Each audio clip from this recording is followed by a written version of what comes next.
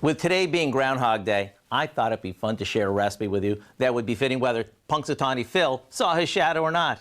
You see, if he did, that means we would have 6 more weeks of winter, and this dish would be perfect since it's so comforting. On the other hand, if he didn't see his shadow, that would mean that spring would come early, so all the springtime flavors in this dish would be even more timely. All we do is boil a bag of frozen ravioli according to the package directions. While that drains, we mix together some homemade or bottled pesto, a jar of chopped pimentos that we drained really well, some Parmesan cheese, and a generous amount of sliced pepperoni. Now we add the ravioli and give it a good toss.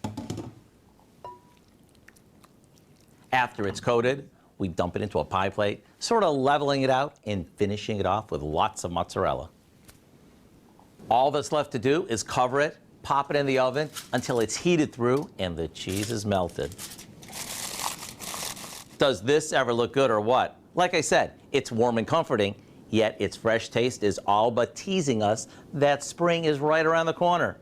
The recipe for our ravioli pesto pie is online now and is ready and waiting to serve up no matter what our little groundhog friend predicted.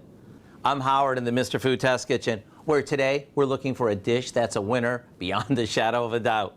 In other words, ooh, it's so good.